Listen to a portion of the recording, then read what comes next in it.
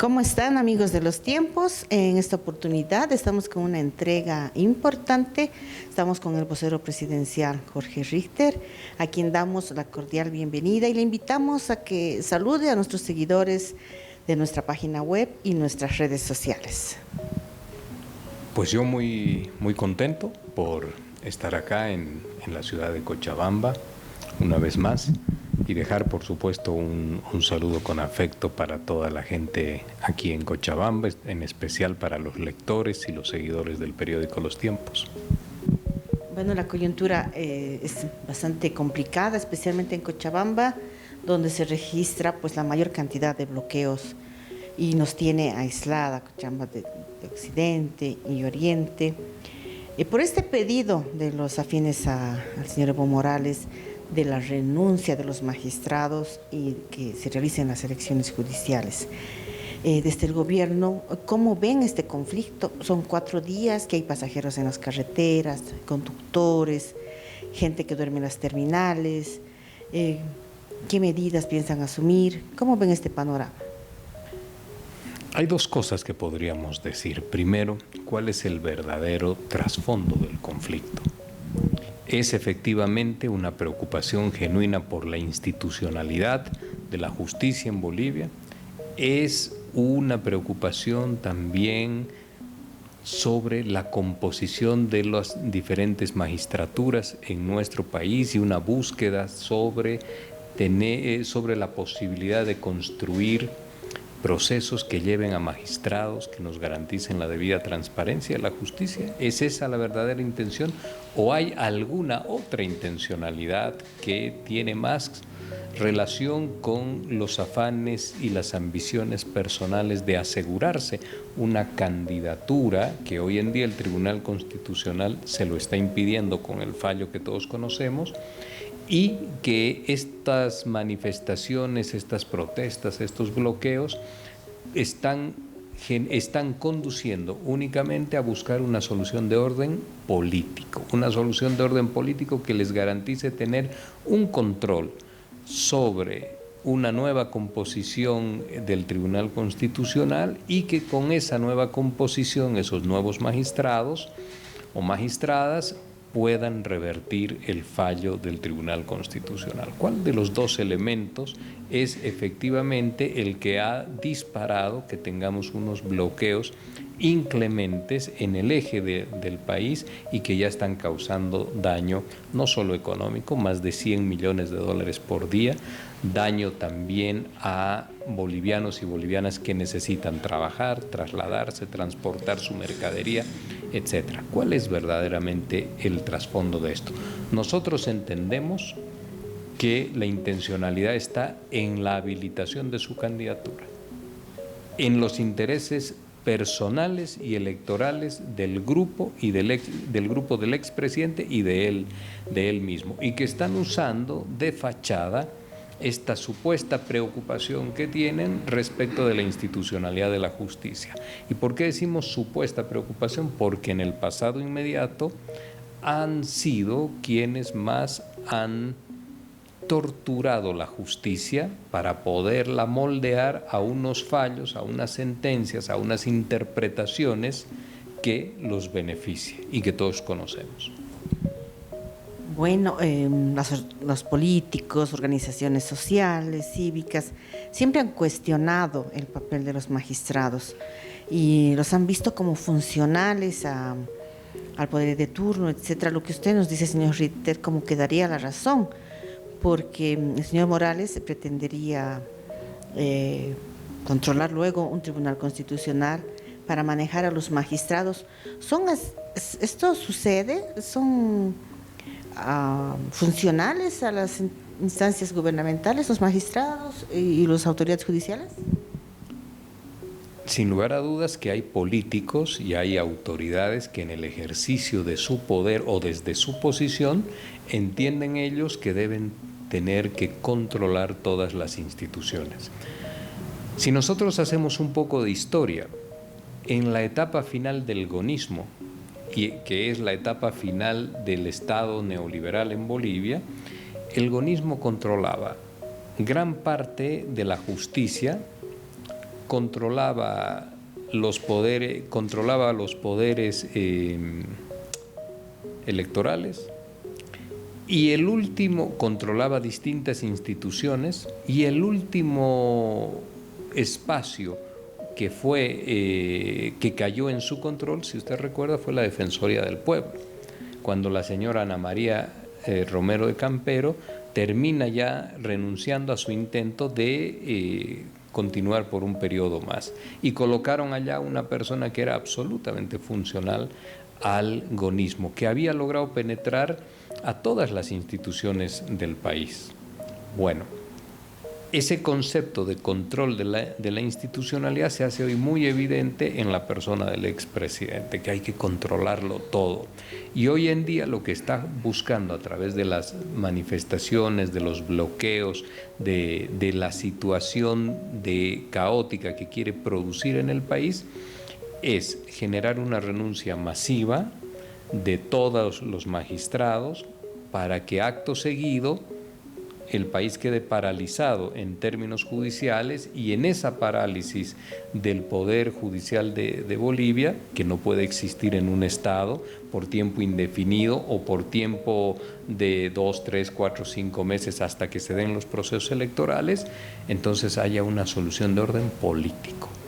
Y esa solución de orden político significa que puedan componer el Poder Judicial con unos magistrados que también le puedan responder a él, porque él tiene poder en la Asamblea Legislativa. Esto es lo que se está buscando. Una salida política, no una salida institucional. Esa salida política con nuevos magistrados sería la forma para él, sin estar en la presidencia del Estado, que pudiese tener una incidencia directa sobre un órgano del Estado. Esto lo ha hecho ya en el pasado, lo ha hecho varias veces, y está replicando una fórmula, pero esa fórmula necesita un escenario. Es un escenario de caos, de crisis, de tensión, de crispación de los ánimos políticos y de indignación colectiva, donde la emergencia lleva a que haya una negociación de orden político. Este es el fin que está buscando. Y eso sí significa una desinstitucionalización plena y absoluta del Poder Judicial, porque es una crisis inducida, no es una crisis natural, es una crisis generada con intencionalidad específica. Desde el gobierno, ¿qué escenario ven para solucionar esta crisis? Que al final estamos viendo una crisis judicial, institucional. ¿Qué salida vemos, señor Ritter? La salida tiene que ser en el marco de las posibilidades que nos da el diálogo y la generación de consensos. ¿Dónde se debe resolver esto? En la Asamblea Legislativa. Alguna gente dice y pregunta también, usted me lo acaba de hacer, ¿qué va a hacer el gobierno al respecto? Y el gobierno del presidente Arce no tiene posibilidad ni de emitir un decreto para modificar la situación en el Poder Judicial, porque es un órgano del Estado absolutamente independiente, con una metodología y un tratamiento específico. Allí no interviene el Poder Ejecutivo, número uno. Número dos, ¿dónde se califica a las personas que están en condiciones aptas para ser candidatas a las magistraturas del Poder Judicial? En la Asamblea Legislativa. Entonces, ¿dónde debe resolverse esto? En la Asamblea Legislativa. Y como la Asamblea Legislativa es un cuerpo colegiado, la decisión se tiene que tomar por consenso. Hay que construir allí un consenso. ¿Cuál es el camino? El diálogo. Pregunta importante entonces, quienes hoy están bloqueando, ¿tienen ánimo de ir al diálogo, de construir un consenso, de ser pacientes hasta que puedan encontrar un punto de coincidencia entre todos quienes están allí representados? ¿Tienen este ánimo o solamente tienen fortaleza para salir a las carreteras, bloquear, exacerbar los ánimos, generarle pérdida económica al país? Esto lo vamos a ver en las siguientes horas, porque ya el vicepresidente ha convocado a este diálogo. Lo vamos a tener en las siguientes horas y días también, y esperemos que los resultados sean positivos. Hay allí, sí, permítame usted decir solamente algo muy rápido. En un diálogo, en una construcción de consensos, no podemos esperar que en 2 o en 3 horas tengamos todo el acuerdo. Porque la experiencia muestra que las primeras horas son de catarsis política, son de reproches, son de expresión de todos aquellos elementos acumulados que les genera molestia a los diferentes actores. Superada esta etapa, pues entonces a enfocarse en la solución. Es un proceso y es un arte el saber dialogar. En ese diálogo esperemos que ellos tengan la capacidad de encontrar soluciones. Y la solución para lo que está sucediendo es esta. Pero paralelamente a ese diálogo que se instala, nosotros también creemos que debe haber una demostración de voluntad de que no se quiere generarle daño a la población. Levanten los conflictos, levanten los bloqueos, levanten esas sus medidas de presión que están haciendo daño. Si lo importante es el diálogo, también le tienen que mostrar a la población que están comprometidos con el diálogo, con la institucionalidad y no con el bloqueo, porque el bloqueo oculta otras intenciones.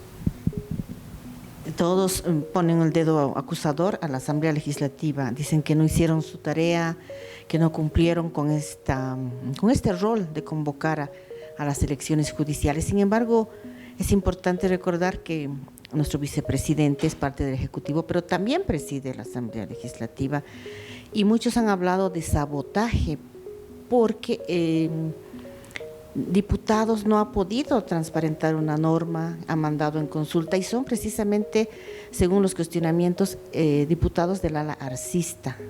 Entonces, desde el gobierno existe esa intención de prorrogar a los magistrados y dilatar las elecciones judiciales. Pero quien mandó en consulta una interpretación respecto del proyecto de diputados fue un diputado de Creemos. Sí. No interesa, pero un diputado de Creemos, no un diputado de el Movimiento al Socialismo. Fue la primera oportunidad, pero hubieron más obstáculos. Bueno, pero la resolución de esas consultas lleva un tiempo, que son los tiempos que la norma le permite al Tribunal Constitucional. El tratamiento de esas consultas ha ido demorando permanentemente la solución. Allí el vicepresidente no es parte del Ejecutivo, el vicepresidente es presidente nato de la Asamblea Legislativa Plurinacional, y en esa condición él tiene la posibilidad, la potestad y la facultad de convocar a todas las fuerzas para encontrar una salida. Y lo puede hacer una vez, dos veces, tres veces. Yo recuerdo una reunión que tuvieron en la vicepresidencia del Estado, donde más tardaron en llegar que en salirse. Entonces, tenemos un hábito en Bolivia de ser muy afectos a las declaraciones de prensa, y esas son altisonantes, son de un tono muy elevado, a veces despectivo sobre los adversarios o sobre la gente de otros partidos. Pero somos poco constantes para tener la paciencia suficiente y el aplomo necesario de sentarse y de construir un consenso a partir de nuestras propias diferencias. Bueno, ahora, ante la presión que existe en el país, ante los bloqueos, la situación, pues van a tener que encontrar una solución. Y van a tener que encontrar una solución porque no hay otro poder que lo pueda hacer por ellos. Van a tener que encontrar una solución. Este es el hecho real. Mientras ellos encuentran una solución, se logran los acuerdos necesarios, ¿cuál hubiese sido la alternativa en el país? ¿Dejar el país a la deriva en lo judicial? Eso no es serio, no hay Estado que no tenga su sistema de justicia funcionando. Y le comento algo, permítame un minuto. La Constitución Política del Estado del año 2009, el día de hoy, 25 de enero, se cumplen 15 años del referéndum constituyente. Un día como hoy se aprueba la nueva Constitución Política del Estado y se promulga el 7 de febrero del año 2009. En esa Constitución, 411 artículos. Después del último artículo hay unas disposiciones transitorias, 4. Unas disposiciones transitorias. Una de esas disposiciones transitorias dice: las elecciones generales se llevarán a cabo en diciembre del año 2009, 9 de diciembre del 2009. que efectivamente así fue y ganó el señor Evo Morales. En otra de las disposiciones transitorias señala y dice: las elecciones municipales para concejales y departamentales se llevarán a cabo el 4 de abril del año 2010. Y en la siguiente disposición transitoria señala y dice: se prorroga el mandato de alcaldes, concejales, prefectos, como se los llamaba por entonces, excepcionalmente hasta la elección y posesión de las nuevas autoridades. Se los prorrogó alrededor de 4 meses.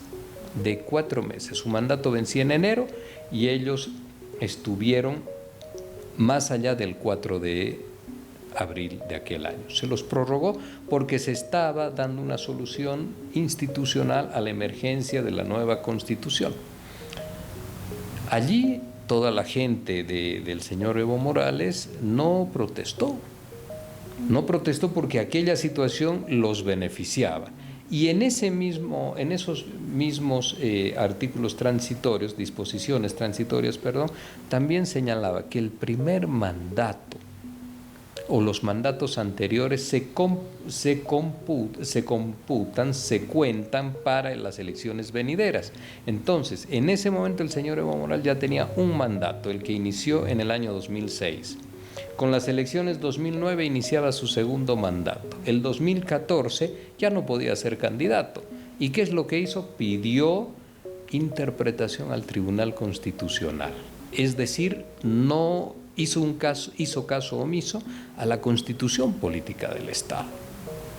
Y se prorrogaron las autoridades del país. Y el año 2020 se prorroga la señora Áñez para poder encontrar también una solución institucional, constitucional, para que el país vaya a elecciones nacionales. Eso también se dio. Y él fue parte de ese acuerdo, por si acaso. Fue parte de ese acuerdo. Entonces las prórrogas excepcionales están en el país para encontrar salidas institucionales a nuestro país, para encauzar el país a lo que señala la norma constitucional. Pero ahora que se ha dado también una situación de excepción, una prórroga excepcional, temporal, hasta que estén estas elecciones, ahora no le gusta, ahora no está convencido. Ahora dice que está luchando por la democracia, pero en los hechos reales lo que está haciendo es luchar por un capricho de fijaciones personales que tiene con el poder político del país para ser nuevamente candidato, casi en una lógica mesiánica cuando dice de que tiene que volver a la presidencia para salvar por segunda vez a Bolivia. Entonces ya lo hemos vivido, ya lo hemos vivido.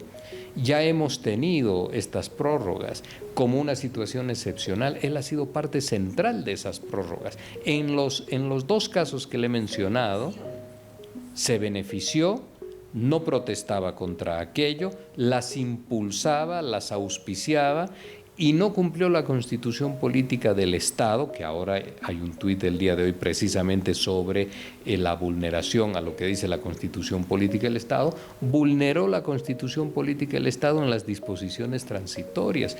Es decir, unas disposiciones transitorias sí se cumplieron, elecciones en diciembre del 2009, y otras que a él lo afectaban no se cumplieron. Eso de que los mandatos anteriores sí debían contabilizarse para elecciones futuras. Señor Ritter, es importante ser propositivos. Aquí hablamos de un diálogo y se espera la participación de todos los sectores.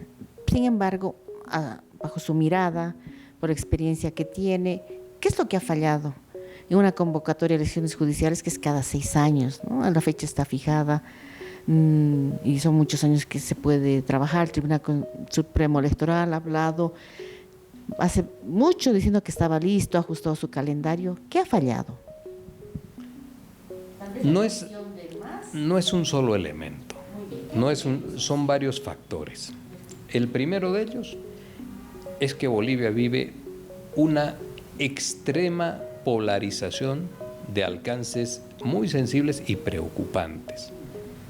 Es una polarización política que antes se expresaba en el clivaje más anti-más, pero que ahora ya no es un clivaje, sino es un triángulo a 3 puntas, que es el antimasismo que existe en el país, que es la oposición, que es una oposición sobre todo de clases medias urbanas, una fracción del MAS, que es la línea de vista, y una fracción que respalda al presidente Arce. Entonces la polaridad en el país es mucho más compleja. Esa polaridad se ha trasladado y se expresa o se refleja mejor, esa es la palabra, se refleja en la Asamblea Legislativa. Entonces allí todo lo que transita o se trata no logra consensos, sino se confronta. Le pongo un ejemplo dentro de un paréntesis muy rápido. El censo. Que el censo está funcionando bien, se va a llevar adelante con normalidad, tenemos expectativas de que va a ser un buen censo. Pero ante los ojos de los hombres y mujeres políticos y políticas, usted va a ver que el censo va a terminar siendo un conflicto para ellos, porque lo van a conflictuar, porque necesitan de cualquier elemento de conflicto para indisponer la situación en el país y ellos posicionarse políticamente. Creen que se posicionan mejor con el desgaste del otro, con la situación de crisis en el país, antes que con propuestas a los bolivianos. Cierro ese paréntesis. Entonces, un factor es la polarización. El otro factor es la fijación por la reelección, por la reelección o por el retorno o por el ejercicio de la presidencia en la persona del expresidente Evo Morales, que imagina, piensa y cree que en Bolivia el resto de los bolivianos no tienen ninguna posibilidad. Algo así como lo que Balaguer decía en República Dominicana en los años 60 y 70. Mientras Balaguer respire, que nadie aspire. 7 veces presidente, 6 veces por la vía electoral y una por la vía del mandato en gobierno de facto. 7 veces presidente. Esto es lo que está pensando también el señor Evo Morales, que solamente él tiene que ser la persona que mesiánicamente pueda encontrarle las salidas al país. Esto no es posible porque no es democrático, no respeta el factor primero de una sociedad, que es la igualdad. Entonces, la democracia tiene que tener unas reglas mínimas que respeten absolutamente todos.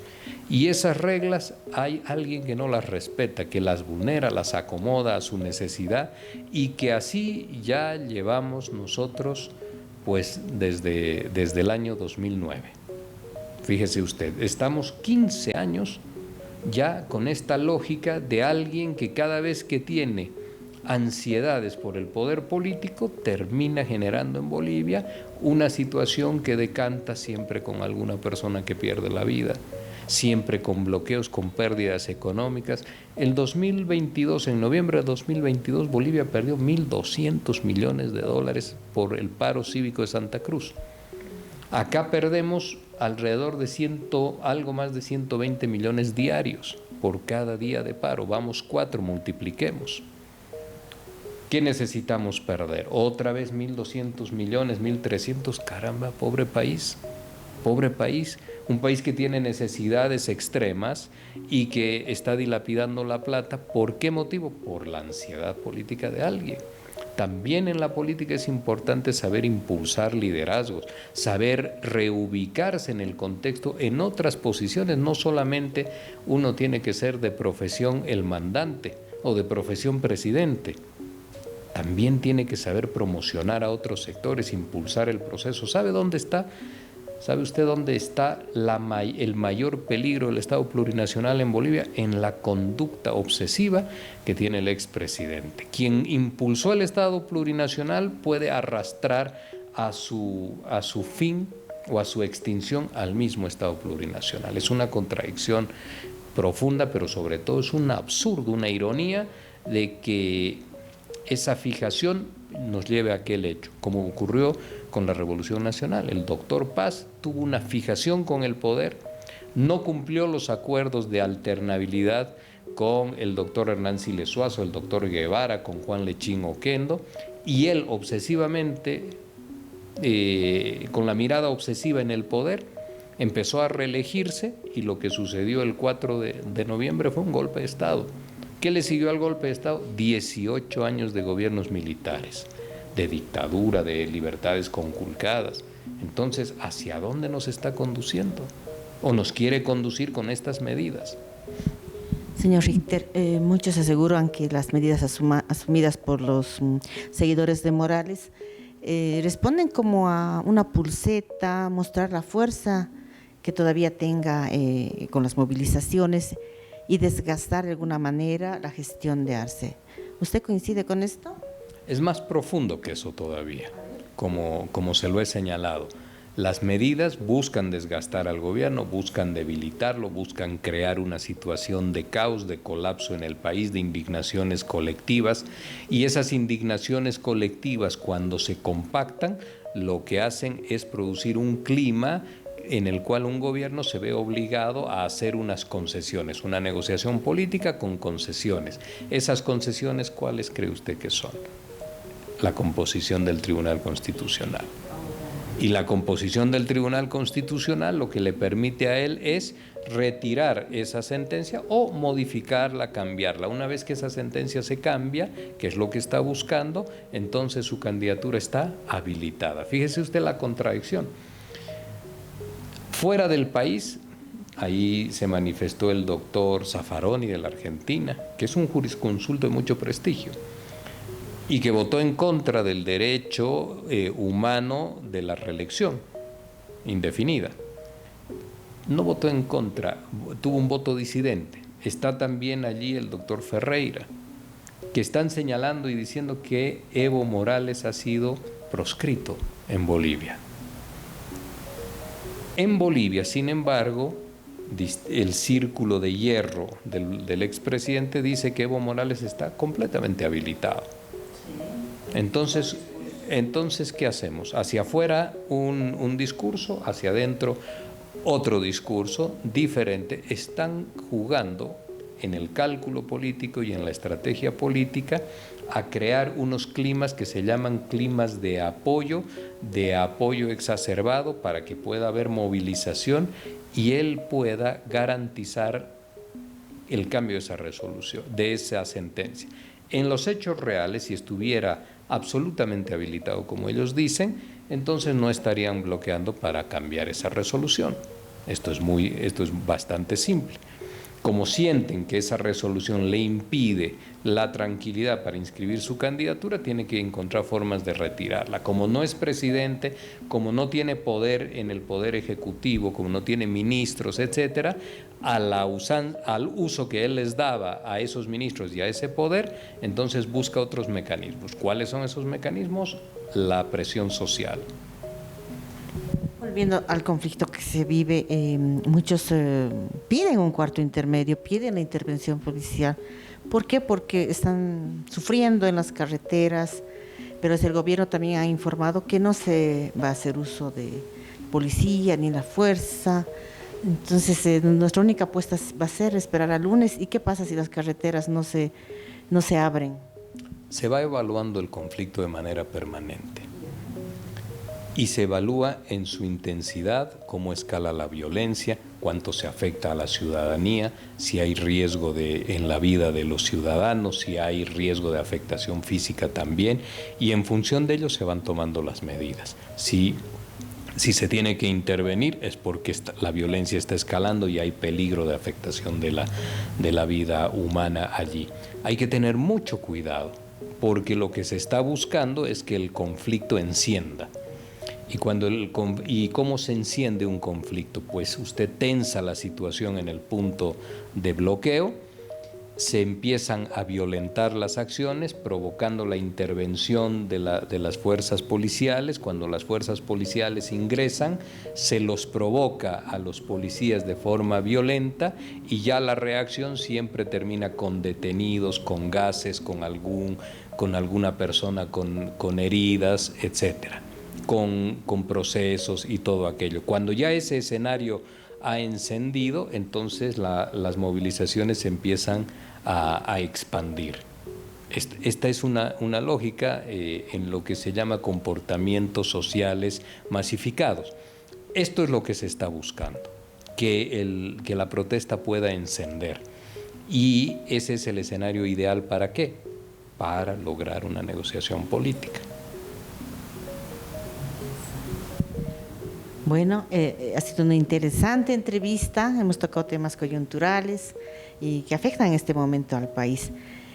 Nos despedimos de nuestros seguidores a través de nuestra página digital y las redes sociales. Invitamos al vocero presidencial para que también se despida de nuestros seguidores.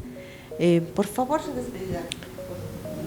Señalar previo a la despedida que a veces tenemos unas miradas, y es normal esto, por supuesto, unas miradas muy simplificadoras de lo que es la complejidad social, la realidad del país, el entrecruzamiento de distintos y tantísimos intereses que existen en una sociedad, los políticos, los económicos, etcétera. Y tenemos también esa tendencia a explicar con dos palabras o con dos supuestos una realidad tan compleja como la que les señalo. Entonces, no es solamente decir intervengan los conflictos. Uno puede tomar una decisión, pero esa decisión después tiene una serie de efectos colaterales en algunos casos, directos en el otro, que le puede afectar 3, 4, 5, 6 escenarios. Y esas decisiones que afectan 5, 6 o 7 escenarios se convierten en un problema mayor. Entonces, una decisión tiene que ser algo meditado, analizando el contexto y las posibilidades que se van a construir en cada uno de estos otros escenarios. No es solamente tomar una decisión y avanzar, como muchas veces se cree.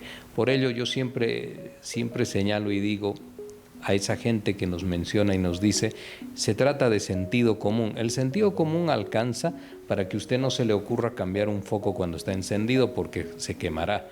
Pero el sentido común ya en la complejidad sociopolítica de una sociedad es insuficiente, ya tiene que tener otros conocimientos.